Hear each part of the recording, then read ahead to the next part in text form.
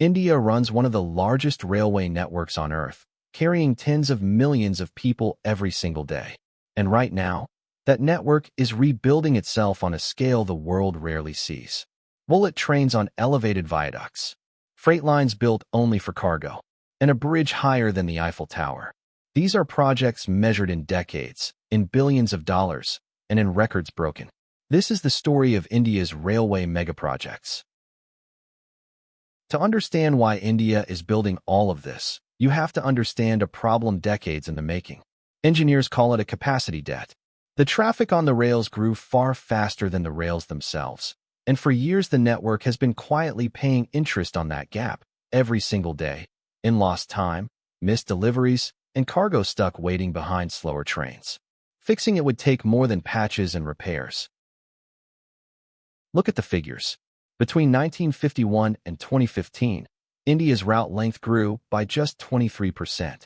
But passenger traffic rose by over 1,600% and freight loading by more than 1,300%. Today, roughly a quarter of the entire network runs at 100 to 150% of its design capacity, with the core corridors pushed even harder. Picture it as 3 bars. Route length, a small step up. Passengers and freight, towers beside it. Fast passenger expresses and slow goods trains were forced onto the very same congested track, and the cargo paid the price. Average freight crawled along at just 24 kilometers an hour, slower than a city cyclist. So the fix is one simple, powerful idea, and it shapes everything that follows. Build capacity ahead of demand. So the National Rail Plan sets a clear target. Lift rail's share of freight from around 27% up to 45%. Electrification of broad-gauge track has already jumped from 21,800 kilometers before 2014 to nearly 46,000 by 2025, heading toward 100% of broad-gauge track electrified.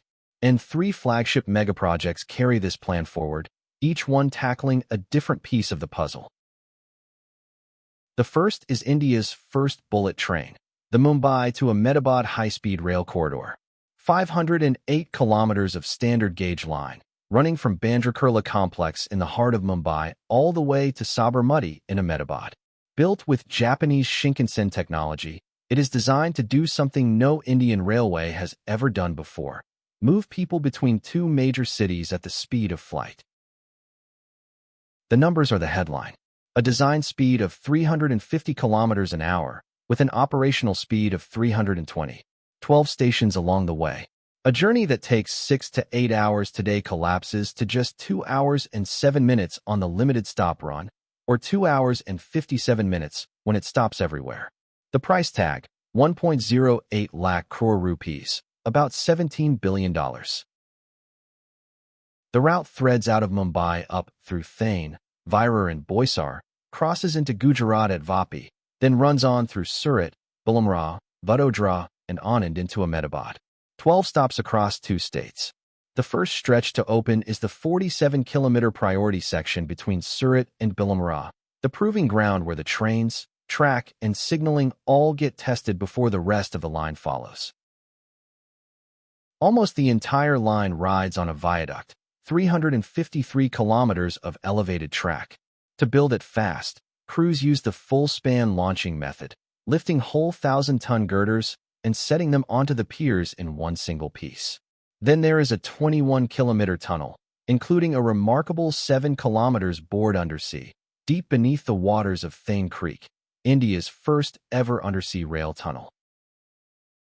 The priority section is set to open on the 15th of August, 2027, with Mumbai's terminus following by 2029. And India is going domestic. Rather than import every train set, Indian factories are now developing a homegrown high-speed train. Beyond this single line, 7 more corridors have already been approved for 1,000 kilometers of high-speed rail planned by 2031. If the bullet train is about people, the second megaproject is all about cargo, the dedicated freight corridors. The idea is radical in its simplicity. Stop making freight share track with passengers. Instead, build separate, electrified lines engineered purely for heavy haul, and at last let the heavy goods trains run at full speed, day and night. without ever waiting in the queue behind a passenger service. There are two of them. The Eastern Corridor runs 1,337 kilometers from Ludhiana down to Srinagar, World Bank funded, hauling coal, steel, and grain. The Western Corridor runs 1,506 kilometers from Dadri to the port of JNPT near Mumbai, financed by Japan, and fully completed at the end of March 2026. Together, they form the spine of India's new heavy haul network. The engineering is built for weight and for height. Axle loads rise from 22.9 tons on the old network to 25 tons on the corridor track and 32.5 tons across the bridges. Trains grow from 700 meters to a full 1.5 kilometers. And on the Western Line, the overhead wires sit at 7.5 meters, high enough for double-stacked containers. The payoff is speed and scale. Average freight that once managed just 25 kilometers an hour now moves at around 70. Daily train runs climbed from 247 to 352, peaking at 371 in a single month. And on the Eastern Corridor alone, capacity leapt from 32 train pairs a day to well over 130. The third megaproject is the hardest of all. The Udhampur to Srinagar to Baramulla rail link finally connects the Kashmir Valley to the rest of the national network. 272 kilometers of line carved through some of the most unstable, seismically active terrain on the planet. It took 28 years to build, and it opened to passengers on the 6th of June, 2025. Its centerpiece is the Chenab Bridge, the highest railway bridge in the world. Its deck stands 359 meters above the river below, a full 35 meters taller than the Eiffel Tower. The total length reaches 1,315 meters, all of it carried on a single, soaring steel arch that spans 467 meters across the gorge. It is, quite simply, an icon of modern engineering. The line itself is a feat of tunneling. 36 tunnels totaling 119 kilometers and 943 bridges. The longest tunnel, T49 at Sumber, runs 12.75 kilometers straight through the mountain. Nearby stands India's first cable-stayed rail bridge at Anji Cad, 725.5 meters, hung from a single Y-shaped pylon 193 meters tall. Holding all of this against the Himalayas takes brute engineering. Steel tendons up to 30 meters long are driven in to anchor the loose rock. Pressure grouting fills the hidden fractures, and shotcrete sprayed over steel mesh locks the slopes in place. The Chenab Arch itself is designed to survive a magnitude 8 earthquake, winds of 266 kilometers an hour, and even a blast across a 120-year life. 3 projects, 3 different missions, 3 very different ledgers. The bullet train, 1.08 lakh crore rupees, funded largely by Japan. The freight corridors, somewhere between 80 and 94,000 crore, the World Bank and Japan together. And the mountain line, over 43,780 crore, paid for directly by the central government as a project of national importance. None of it came easy. Land acquisition through dense farmland slowed the bullet train and the freight corridors alike, meeting real resistance from local communities. In the Himalayas, shifting fault lines and fractured rock forced repeated design changes and pushed the mountain line's cost far over its original estimate.